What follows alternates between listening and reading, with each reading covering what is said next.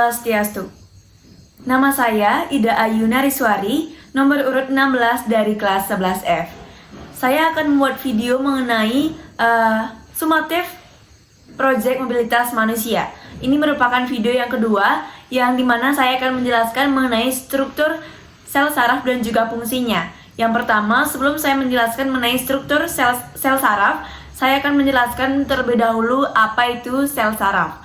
Sel saraf atau yang disebut dengan neuron adalah unit dasar dari sistem saraf yang berfungsi untuk menghantarkan impuls listrik dari satu bagian tubuh ke bagian tubuh yang lainnya.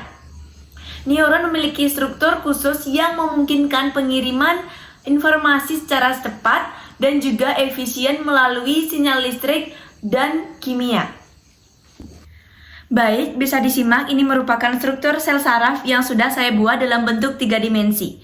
Saya akan langsung menyebutkan terkait dengan bagian-bagian dari struktur sel saraf. Yang pertama ada dendrit, yang kedua ada nukleus, yang ketiga ada badan sel, yang keempat ada selubung mielin, yang kelima ada sel Schwann, yang keenam ada nodus Ranvier, yang ketujuh ada sinapsis, dan yang kedelapan ada akson terminal.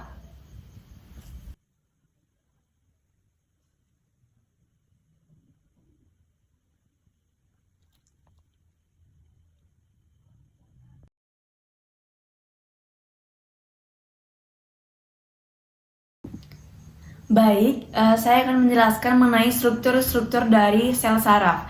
Yang pertama ada dendrit, yaitu merupakan cabang-cabang pendek yang keluar dari badan sel. Dendrit juga berfungsi menerima rangsangan atau impuls dari neuron lain dan menghantarkannya ke badan sel.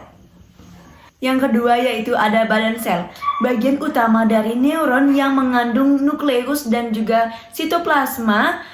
Fungsinya adalah mengatur aktivitas sel, saraf, dan memproses informasi yang diterima dari dendrit. Baik, adapun struktur yang ketiga yaitu nukleus merupakan inti sel yang berada di dalam badan sel. Fungsinya yaitu mengatur aktivitas genetik dan juga metabolisme neuron. Baik, saya lanjutkan mengenai struktur yang keempat yaitu selubung mielin, lapisan lemak yang menyelimuti akson. Fungsinya adalah melindungi akson dan juga mempercepat transmisi impuls listrik.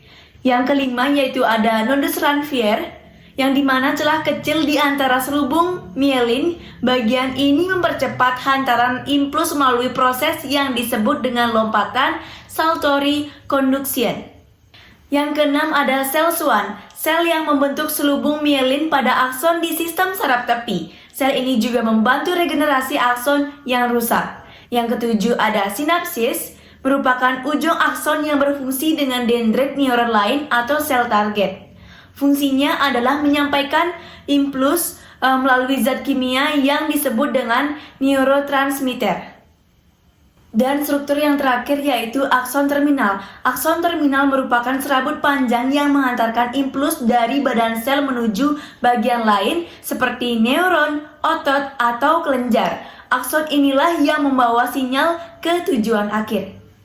Baik, kesimpulan dari presentasi saya pada kali ini adalah neuron merupakan sel penting dalam sistem saraf yang berfungsi untuk menerima, memproses, dan mengirimkan informasi dalam bentuk impuls listrik dan juga kimia.